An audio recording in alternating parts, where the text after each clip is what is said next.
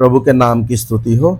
हमारा विषय है जैसा पेड़ वैसा फल, पेड़ और उसका फल। मत्ती रचित सुसमाचार उसका 12 अध्याय उसका 33 से लेकर 37 वचन तक पढ़ेंगे। यदि पेड़ को अच्छा कहो तो उसके फल को भी अच्छा कहो, या पेड़ को निकम्मा कहो तो उसके फल को भी निकम्मा कहो, क्योंकि पेड़ अपने फल ही से पहचाना जाता है। हे सांप के बच्चों, तुम बुरे होकर कैसे अच्छी बातें कह सकते हो? क्योंकि जो मन में भरा है वही मुंह पर आता है। भला मनुष्य मन के भले भंडार से भली बातें निकालता है, और बुरा मनुष्य बुरे भंडार से बुरी बातें निकालता है। और मैं तुमसे कहता हूँ कि जो निकम्मी बातें मनुष्य कहेंगे, न्याय के दिन वे हर एक उस बात का लेखा देंगे, क्योंकि तू अपनी बातों के कारण निर्दोष और अपनी बातों ही के कारण दोषी ठहराया जाएगा। यहाँ प्रभु का वचन कहता है, यदि पेड़ को अच्छा कहो तो उसके फल को भी अच्छा कहो, या पेड़ को निकम्मा कहो तो उसके फल को भी निकम्मा कहो।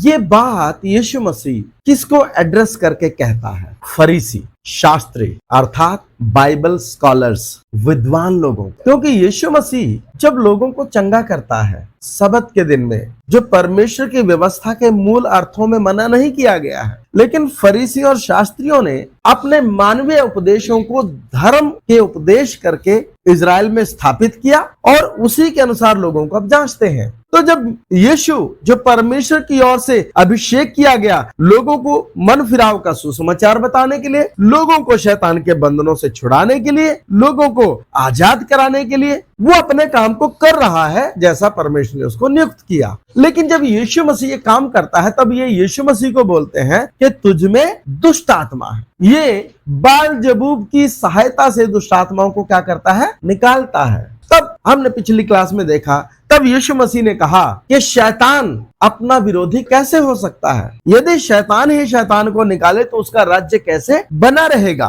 तो वो सीधा जो आक्षेप है पवित्र आत्मा पर है। यीशु मसीह ने कहा कि अगर पुत्र को निंदा करोगे तो क्षमा किए जाओगे, क्योंकि प्रभु जानता है कि वो मनुष्यों के बीच में मनुष्य बनकर चल रहा है और मनुष्य की सोच इस लेवल में जाकर नहीं सोच सकती कि एक मनुष्य को परमेश्वर समझकर वो चल सके। इसलिए वो अपने ना समझने के कारण यीशु मसीह की निंदा करे तो यीशु मसीह उनको क्षमा करने के लिए बोला है। लेकिन बाइबल के इतिहास में, इजराइल के इतिहास में शुरू से पवित्र आत्मा का काम इजरायलियों ने देखा है। किस रीति से मूसा पवित्र आत्मा से भरा हुआ एक व्यक्ति उनके बीच में चलता था, महिमा उसके चेहरे से निकलती थी। हाँ ठीक है, समय लोगों में पवित्र आत्मा परमानेंट रूप से नहीं रहता था, लेकिन कुछ समय के लिए लोगों को इस्तेमाल करता था पुराने नियम के संतों को। शिमशौन के जीवन में पवित्र आत्मा, युक्ता के जीवन में पवित्र आत्मा, दाऊद के जीवन में पवित्र आत्मा, किस प्रकार उसने गोलियत को मारा। कितने पुराने नियम के नबी और संत हैं, कितनी बार पवित्र आत्मा की सामर्थ से भरकर इजरायलियों ने गिनती में बहुत थोड़ा होने के बावजूद भी बड़ी बड़ी सेनाओं को हरा दिया। तो पवित्र आत्मा जिसको वो लिटरली बहुत हल्का ले रहे हैं, बिना सोचे समझे अपनी ईर्ष्या के कारण बोल रहे हैं, उसको तो वो जानते हैं। इसलिए पवित्र आत्मा के विषय में बोली गई जो निंदा है, की गई जो निंदा है, उसकी क्षमा कभी भी नहीं होगी, प्रभु ने बोला। अब यीशु मसीह इन फरीसियों को ही एड्रेस कर रहे हैं। क्या एड्रेस करते हैं? यदि पेड़ को अच्छा कहो तो उसके फल को भी अच्छा कहो, या पेड़ को निकम्मा कहो तो उसके फल को भी निकम्मा कहो, क्योंकि पेड़ अपने फल ही से पहचाना जाता है। आप जानते हैं जब यीशु मसीह को ये लोग छल से फंसाना चाहते थे तो कैसे आकर बोलते थे, हे गुरु, हम जानते हैं कि तू मुंह देखी बात नहीं करता, परंतु सत्य से परमेश्वर के वचन को खराई से बताता है। थोड़ा सा पढ़ देंगे इसको। मरकुस रचित सुसमाचार उसका 12 अध्याय उसका 14 वचन से। उन्होंने आकर उससे कहा, हे गुरु, हम जानते हैं कि तू सच्चा है और किसी की परवाह नहीं करता, क्योंकि तू मनुष्यों का मुंह देखकर बातें नहीं करता, परंतु परमेश्वर का मार्ग सच्चाई से बताता है। तो क्या कैसर को कर देना उचित है या नहीं? देखिए, यीशु मसीह के पास आए क्या करते हुए? तारीफ करते हुए। कैसे ना कैसे उसको शब्द जाल में क्या कर दें, उलझा दें। उसके मुंह से कुछ ऐसा निकलवा दें कि वो राजद्रोह गिना जाए, कुछ ऐसा निकलवा दें कि लोगों की दृष्टि में मसीहा के तौर पर वो तुच्छ जाना जाए। वो सारा मैंने क्लास में लिया है, उसमें नहीं जा रहा। लेकिन पेड़ को अच्छा, प्रभु तो अच्छा मुंह देखी बातें नहीं करता, परंतु परमेश्वर का मार्ग सच्चाई से बताता है। फिर बोलते हैं तुझमें क्या है, दुष्ट आत्मा है। एक तरफ उसकी तारीफ करते हैं, दूसरी तरफ उसकी क्या करते हैं, बुराई करते हैं। उसकी बुराई नहीं करते, उसके अंदर जो परमेश्वर का आत्मा है उसको दुष्ट आत्मा बता रहे हैं। जबकि इजराइल के इतिहास में पवित्र आत्मा के द्वारा बड़े बड़े काम इजराइल जानता है, कितने छुटकारे इजराइल जानता है। बहुत ही तुच्छ शब्दों में अपनी ईर्ष्या को प्रकट करते हैं। लेकिन 34 पढ़े, हे सांप के बच्चों, तुम बुरे होकर कैसे अच्छी बातें कह सकते हो? क्योंकि जो मन में भरा है वही मुंह पर आता है। भला मनुष्य मन के भले भंडार से भली बातें निकालता है, और बुरा मनुष्य बुरे भंडार से बुरी बातें निकालता है। हे सांप के बच्चों, सीधा है, कोई लाग लपेट नहीं है। यूहन्ना बपतिस्मा दाता भी क्या कहता है, हे सांप के बच्चों, तुम्हें किसने जताया कि आने वाले क्रोध से भागो। यीशु मसीह भी इनके लिए वही शब्द इस्तेमाल कर रहा है। तुम बुरे होकर क्यों कर अच्छी बातें कह सकते हो, क्योंकि जो मन में भरा है वही मुंह पर आता है। कई लोगों को हम बोलते हैं जी, मुंह से कुछ भी बोल दे, दिल का बुरा नहीं है। ये तो लपेटने वाली बातें हैं। परमेश्वर का वचन हमारी इस बात का समर्थन नहीं करता है। जो हमारे मन में है वही किधर आता है, मुंह पर आता है। और जो बोला जा रहा है उसी के अनुसार करेक्टर तय होता है कि ये क्या है। तो फरीसियों को बाइबल स्कॉलर्स होने के बाद, विद्वान होने के बाद, धर्मगुरु होने के बाद क्या नाम दिया गया है, सांप के बच्चे। सांप के बच्चे कैसे होते हैं? सांप बाइबल में किसको दर्शाता है, शैतान को। यूहन्ना 8:44 में क्या लिखा है, तुम अपने पिता किससे हो, शैतान से हो। इफिसियों में लिखा है 2 अध्याय में, स्वभाव ही से क्रोध की संतान। क्रोध किसके लिए इस्तेमाल किया गया है, शैतान के लिए, क्योंकि शैतान नहीं चाहता कि कोई भी कहां जाए, स्वर्ग में। क्यों? ईर्ष्या से भरा हुआ है। जब वो नरक में जा रहा है तो उसकी कोशिश है हर व्यक्ति किधर जाए, नरक में जाए। बड़ा सौभाग्य हमारा कि हमें मन फिराव का क्या है, अवसर है। और गलती होने के बावजूद भी जब तक हम जिंदा हैं, अगर उचित पश्चाताप करें फिर भी मन फिराव है। हाँ, जानबूझकर ढिठाई करेंगे फिर परमेश्वर फिरौन की तरह मन कठोर कर सकता है। फिर चाहेंगे भी तो क्या नहीं हो पाएगा, जीवन में कोई बदलाव नहीं आ पाएगा, क्योंकि परमेश्वर अनुग्रहकारी है, अर्थात अवसर देने वाला है। आज दुनिया इतनी ढीठ क्यों है? क्योंकि परमेश्वर अवसर दे रहा है। लोग देवी देवताओं की पूजा करते हैं, भक्ति से करते हैं या डर से करते हैं? डर से करते हैं। क्यों? कुल देवता है, नाराज हो गया, कष्ट आ जाएगा, बीमारी आ जाएगी, एक्सीडेंट आ जाएगा, तमाम तरह की समस्याएं आ जाएंगी। इसलिए जो चढ़ावा साल में 6 महीने में चढ़ता है, जो भी उसकी उपासना होती है, रेगुलर करनी पड़ेगी। लेकिन परमेश्वर ना तो वो भेंट चाहता है ना बलिदान चाहता है। उसको क्या चाहिए? होठों का स्तुति रूपी बलिदान। वो कब चाहिए? जब आपने उद्धार पा लिया, जब मन फिरा लिया, जब पश्चाताप कर लिया, जब पाप में पड़े हैं, उस समय तो उसका प्रेम है पूरी अन्य जातियों के लिए, लहू है पूरी अन्य जातियों के लिए, सुसमाचार है पूरी अन्य जातियों के लिए। पाप में पड़े हुओं के लिए प्रेम है, उद्धार पाए हुओं के लिए क्या है? अनंत जीवन है। वो भला है, नहूम 1:7, यहोवा भला है, नहीं चाहता कि कोई नाश हो। तो परमेश्वर भला है, और परमेश्वर का नाम लेकर चलने वाले बाइबल स्कॉलर्स सांप के क्या हैं? बच्चे हैं। आत्मा किसकी गड़बड़ है? यीशु मसीह की है इनकी। और यीशु ने साफ बोला ना, तुम अपने पिता किससे हो, शैतान से हो। फिर एक और, सांप के बच्चे। एक जगह तो लिखा है मत्ती 23:33 पढ़ो जरा। हे सांपों, हे करैतों के बच्चों, तुम नरक के दंड से कैसे बचोगे? हे सांपों, हे करैतों। करैत क्या होता है जी? किसी को मालूम है? छोटा सा होता है करैत, जो बैंडेड करैत होता है। 2 तरह के करैत होते हैं, एक कॉमन करैत होता है, एक बैंडेड करैत होता है। होता वो सांप ही है, उसको करैत बोला जाता है। उसका बोलने का कारण क्या है? उसके जहर की जो क्वालिटी है, वो जब काट जाता है किसी को तो पता नहीं चलता है, निशान भी नहीं पड़ता है, बारीक से दांत होते हैं, काट के चला जाएगा, पता भी नहीं चलेगा। स्पेक्टिकल कोबरा काटता है, रसल वाइपर काटता है, दूसरे सांप काटते हैं तो दर्द होता है, छाले पड़ जाते हैं। लेकिन करैत जब काटता है पता भी नहीं चलता, निशान भी नहीं चलता, दर्द तकलीफ कुछ नहीं होता। 4 घंटे तक बंदा मस्त घूमता है, 4 घंटे के बाद अचानक पेट में क्या होता है, दर्द होता है। उसके बाद पेट में दर्द हो गया, सीधा दिमाग पर असर करता है, बंदा पागल होकर मरता है। ये करैत है, वो सांप ही की एक वैरायटी है करैत। गलत शिक्षा अगर कहीं से मन में आ गई, एकदम असर नहीं करेगी, अंदर पड़ी रहेगी। धीरे धीरे वो क्या करते रहेगी, अपना काम, परसेप्शन, धारणा बनाती रहेगी। इसलिए प्रभु का वचन कहता है, जब लोग सो रहे थे तो दुष्ट आया और जंगली बीज बोकर। अब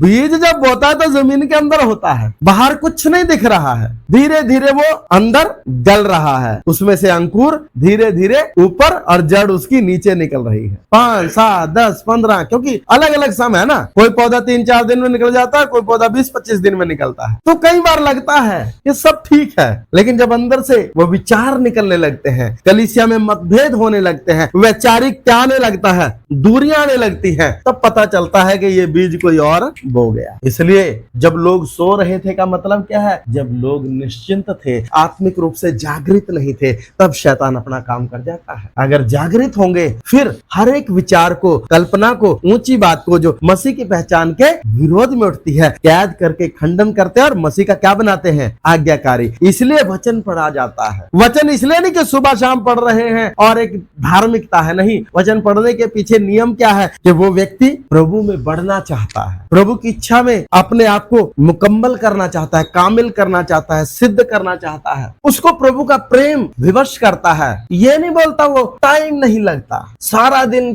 थक कर आकर यूट्यूब तो चल जाता है, बाइबल नहीं खुलती, फेसबुक चल जाता है, बाइबल नहीं खुलती। इसका मतलब जिसके लिए मन है वो तो करोगे, या थक के आते ही सो जाते हो। कोई ऐसा है जो बाहर से थक के आया, खाना खाया, सो गया? इतने सीधे हम नहीं है। वचन क्या कहता है, हे सांप के बच्चों, हे करैतो, तुम बुरे होकर कैसे अच्छी बातें कह सकते हो? मतलब तुम्हारे मन में जो सोच है, जो विचार है, वो बुरे हैं। तुम्हारा भंडार बुरा है, इसलिए उसमें से अच्छी चीज कैसे निकल सकती है? जो मन में है वही किधर आएगा, मुंह पर आएगा। कुछ लोग तब तक नम्र होते हैं जब तक उनका बस नहीं चलता। कुछ लोग थोड़ी सी महिमा, थोड़ा सा आदर, थोड़ा सा पैसा बर्दाश्त नहीं कर पाते, जल्दी ही फूल जाते हैं। मैं देखता हूँ, मैं सोचता हूँ, कई लोगों के जीवनों में समस्या है। उसके पीछे का कारण क्या है? पैसा। कईयों के पास नहीं है तो समस्या, और कईयों के पास है तो समस्या। परमेश्वर ने हमें परदेसी और मुसाफिर बनाया है। हमारा स्वदेश कहाँ है? स्वर्ग में। तो प्रभु से हमेशा प्रार्थना करें, प्रभु उतना ही दे जितना हमारे लिए क्या है, जरूरी है। जब चीजें जरूरत से ज्यादा हो जाती है ना, देखने के लिए हम कहें तो पैसा किसको कितना ही मिल जाए, क्या रहता है, कम रहता है। लेकिन जब वो पैसा, उससे मिलने वाला सुख और आराम हमारे आत्मिक जीवन को प्रभावित करने लग जाता है, इसका मतलब वो जरूर से क्या हो गया है, ज्यादा। मापदंड तो क्या है? परमेश्वर का वचन। हमें तो यूं कितना ही मिल जाए, हमें क्या ही लगता है, कम ही लगता है। अगर हमें मिलने वाला पैसा हमारे आत्मिक जीवन में रुकावट नहीं है, परमेश्वर के साथ के हमारे संबंधों में प्राथमिकता पैसा नहीं है, प्राथमिकता कौन है? परमेश्वर है। तो पैसा कितना भी होने से कोई फर्क नहीं पड़ता है। परमेश्वर अपने लोगों को गरीब नहीं रखना चाहता, लेकिन अगर हमारा धनवान होना हमारे लिए विनाश हो जाए तो प्रभु क्यों देगा? जिसने हमारे लिए सलीब पर अपना प्राण दिया, क्या पैसा बड़ी बात है उसके लिए? लेकिन वो पैसा हमारे और परमेश्वर के बीच में कोई मूर्ख ना बन जाए। 35 पढ़े। भला मनुष्य मन के भले भंडार से भली बातें निकालता है, और बुरा मनुष्य बुरे भंडार से बुरी बातें निकालता है। आगे, और मैं तुमसे कहता हूँ कि जो जो निकम्मी बातें मनुष्य कहेंगे, न्याय के दिन वे हर एक उस बात का लेखा देंगे। जो जो बुरी बातें मनुष्य कहेंगे, न्याय के दिन वे हर एक उस बात का लेखा देंगे। क्यों? 37 भी पढ़े। क्योंकि तू अपनी बातों के कारण निर्दोष, तू अपनी बातों के कारण निर्दोष, और अपनी बातों ही के कारण दोषी ठहराया जाएगा। अपनी बातों ही के कारण दोषी ठहराया जाएगा। वचन कहता है जहाँ बहुत बातें होती हैं वहाँ पाप होता है, अपराध होता है। क्योंकि हम कई बार बिना सोचे समझे बोलते हैं और हमारे बोलने से हम क्या ठहर जाते हैं? दोषी ठहर जाते हैं। अय्यूब 15:6 पढ़े। मैं तो नहीं, परंतु तेरा मुंह ही तुझे दोषी ठहराता है, और तेरे ही वचन तेरे विरुद्ध साक्षी देते हैं। मैं तो नहीं, परंतु तेरा मुंह ही तुझे दोषी ठहराता है, और तेरे ही वचन तेरे विरुद्ध साक्षी देते हैं। जो हम बोलते हैं, लिखा है जब यहोवा का भय मानने वालों ने आपस में बातें की, तब यहोवा ध्यान धरकर उनकी क्या करता था? सुनता था। मलाकी में लिखा है परमेश्वर सुनता है हम क्या बोलते हैं। ये फरीसी शास्त्री सद्दुकी ईर्ष्या के वश में है, क्योंकि यीशु मसीह के काम, यीशु मसीह के उपदेश, यीशु मसीह के आश्चर्य कर्म दुनिया को आकर्षित कर रहे हैं। सिर्फ इजराइल नहीं, सीरिया, अराम, सूर, सैदा, एदोम, आसपास के देशों से भी यीशु मसीह के पास आ रहे हैं। इनका अपना वर्चस्व खतरे में है, क्योंकि लोग यीशु मसीह को फॉलो कर रहे हैं। और जब यीशु मसीह को फॉलो कर रहे हैं तो ये क्या बोलते हैं, हम क्या कर रहे हैं, सारा संसार उसके पीछे हो लिया है। इनके जो प्रोपेगेंडा थे उनका पर्दाफाश हो रहा है। मंदिर में जो व्यापार चल रहा है उसको प्रभु क्या कर रहा है, ध्वस्त कर रहा है। इनकी रेपुटेशन खराब हो रही है, इनका धंधा खराब हो रहा है, इनका नाम खराब हो रहा है। ईर्ष्या में अनाप शनाप बक रहे हैं। वो पवित्र आत्मा से भरकर चल रहा है। अगर विवेक शुद्ध हो तो लूका 2 अध्याय उसका 25 से 29 वचन तक शमौन नाम का एक व्यक्ति, साधारण व्यक्ति, अपने माता पिता की गोद में एक बालक यीशु को देखकर, जो एक गरीब माता पिता का बेटा है, राजसी वस्त्र धारण किए हुए नहीं है, कोई आश्चर्य कर्म और कोई उपदेश नहीं कर रहा है, एक साधारण विश्वासी, एक साधारण इजरायली उद्धारकर्ता मसीह को पहचान लेता है। तो बाइबल स्कॉलर्स क्यों नहीं पहचान पा रहे? क्योंकि ये जो शिक्षाएं देते हैं, ये बातें तो अच्छी अच्छी करते हैं, लेकिन परमेश्वर की इच्छा को नकार देते हैं, मानवीय उपदेशों को स्थापित करते हैं, कपट से, षड्यंत्र से, लालच से, घृणा से भरे हुए हैं, ईर्ष्यावश बोल रहे हैं, नहीं समझ पा रहे क्या बोल रहे हैं। यीशु ने बोला, मुझे निंदा करोगे क्षमा किए जाओगे, पवित्र आत्मा को निंदा करोगे तो क्षमा नहीं किए जाओगे। कौन? Bible scholar. मालूम है ना उस गंभीरता का। इजराइल के पूरे इतिहास को जानते हैं, पवित्र शास्त्रों को अच्छी तरह जानकर सिखाने वाले लोग हैं। क्षमा किए जाएंगे। इनके पास मौका था यीशु मसीह को परमेश्वर के वचन के संदर्भ में रखकर जांचते, क्योंकि व्यवस्था के अनुसार वो क्या है? निर्दोष है। व्यवस्था को उसने पूरा किया है। शुद्ध विवेक से अगर जांचते समझते तो निश्चय यीशु मसीह को समझ पाते, लेकिन अपने कपट, अपने झूठी धार्मिकता, अपने झूठे नाम और अपने सारे लोभ लालच के चलते उस पर जब चोट पहुंच रही है सत्य वचन के द्वारा, तो इनको तकलीफ हो रही है। और प्रभु क्या कहते हैं? तेरा मुंह ही तुझे दोषी ठहराता है और तेरे वचन ही तेरे विरुद्ध साक्षी देते हैं। क्या साक्षी देते हैं? ये मसीहा को मसीहा नहीं मान रहे। यूहन्ना 3 अध्याय का 17-18 में क्या लिखा है? दंड की आज्ञा यह नहीं कि आदम ने पाप किया है, परंतु दंड की आज्ञा क्या है? कि उन्होंने परमेश्वर के इकलौते पर क्या नहीं किया? विश्वास नहीं किया। तो ये यीशु मसीह जिसको उन्होंने अंगीकार करना था, जिसको यूहन्ना बपतिस्मा दाता ने इजराइल पर बपतिस्मा के द्वारा प्रकट किया, ये उसका इनकार कर रहे हैं। यीशु का इनकार करना इनके लिए नरक की आग के दंड का कारण है, इनके लिए पतन का कारण है। और बाद में हुआ भी AD 70 में। इजराइल AD 70 में उजड़ा और 1948 में जाके बसा 2000 साल लगभग। क्यों?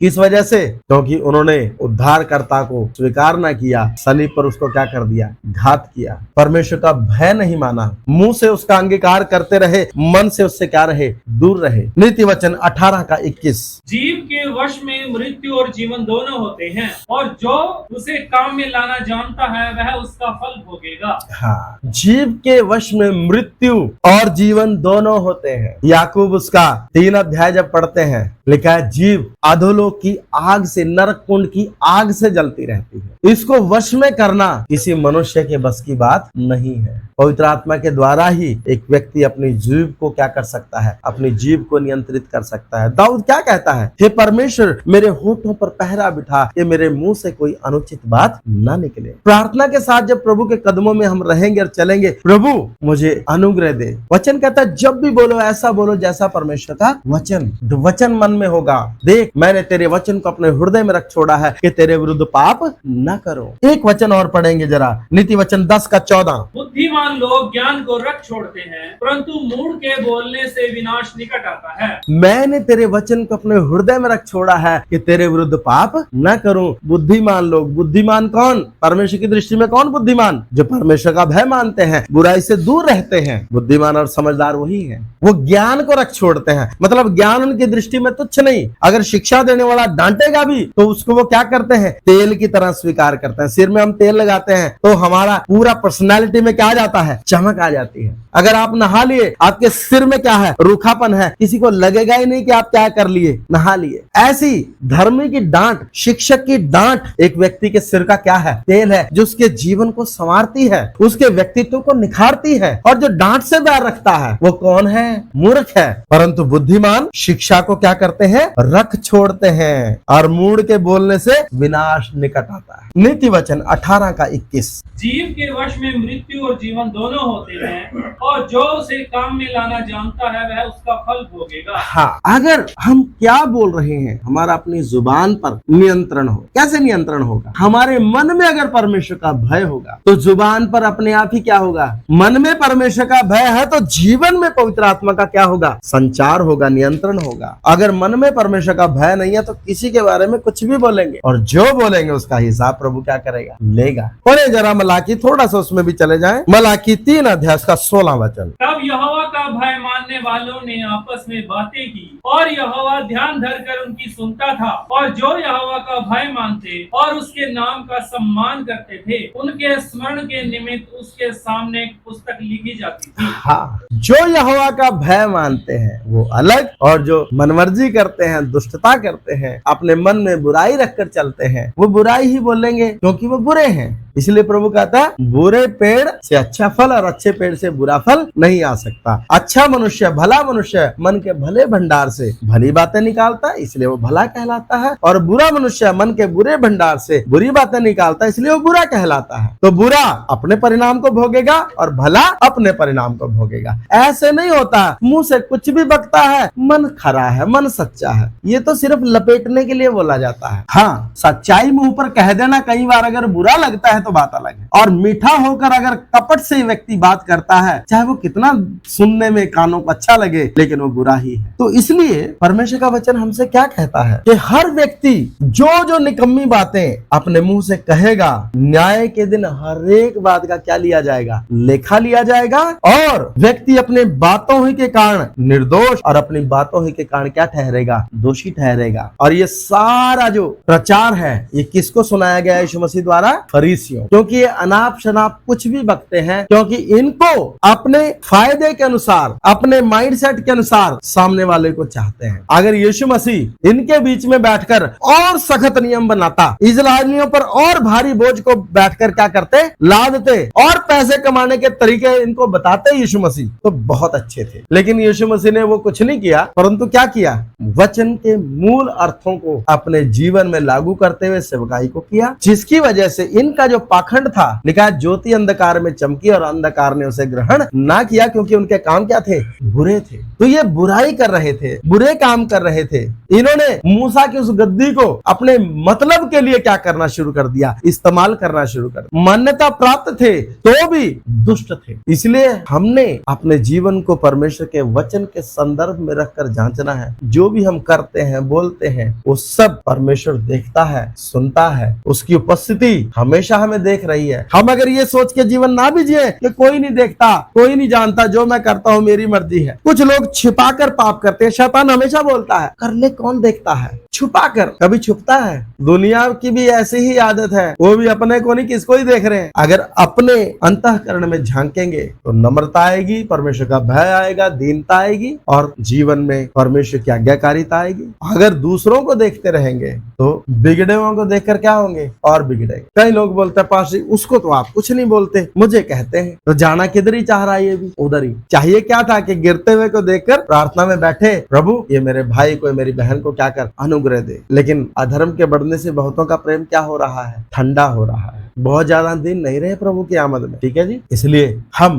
परमेश्वर के अनुग्रह से उसकी उपस्थिति में जीने वाले लोग हैं। निश्चिंत ना हो, बुराई को धारण न करें, परमेश्वर के वचन को अपने हृदय में रखें, अपने मन में उसके भय को रखें, पवित्र आत्मा की अगुवाई में चलें, जीवन में निर्दोष पाए जाएंगे। मनमर्जी से जीना चाहेंगे तो दोषी ठहरेंगे, क्योंकि अब पाप झूठ बोलना, गाली देना नहीं है। अब पाप क्या है, मेरे जीवन में मैंने मेरी मर्जी को पूरा करना है या मेरे स्वामी की, क्योंकि वचन कहता है तुम अपने नहीं हो वरन दाम देकर मोल लिए गए हो, इसलिए अपनी देह के द्वारा अपनी नहीं परमेश्वर की क्या करो, महिमा करो। कई बार लोग अपने बड़े नाम को लेकर बड़े चिंतित होते हैं। अरे मसीह के कारण अगर ये थोड़ा सा नाम बदनाम हो गया तो स्वर्ग में अनंत क्या मिलेगी, महिमा मिलेगी। लड़ पड़ते हैं कई बार। इसलिए गंभीर हो मेरे प्रियो, निश्चिंत ना हो। शैतान फाड़ खाने वाले वैसे ही किनाई क्या करता है, घूमता रहता है कि किसको फाड़ खाए। आइए प्रार्थना करें। प्यारे खुदावंद, इन वचनों के लिए धन्यवाद। आपने हमसे बातें की, होने दे प्रभु हम हमारे मुंह से निकलने वाली एक एक बात के विषय में चौकस रहे, क्योंकि हमारे मुंह से निकलने वाले शब्दों के द्वारा हम दोषी और निर्दोष ठहराए जाए। प्रभु फरीसियों ने अपनी ईर्ष्या के कारण आप पर आरोप लगाए। प्रभु उनको कितना आसान लगा, लेकिन न्याय के दिन कितना भारी पड़ने वाला है। प्रभु हम गंभीर हों, हर काम को करने से पहले उसके परिणाम को वचन के अनुसार देखकर चल सकें, ताकि परमेश्वर का भय हमारे जीवन में आए। सहायता करें यीशु मसीह के नाम में, आमीन। अब हमारे पिता का प्रेम, प्रभु यीशु मसीह का अनुग्रह, पवित्र आत्मा की सहभागिता और संगति अब से लेकर प्रभु यीशु मसीह की दूसरी आमद तक हम सबों के साथ और प्रभु की तमाम पवित्र कलीसिया संतों के साथ होता रहे, आमीन। प्रभु आप लोगों को आशीष दें। जय मसीह की।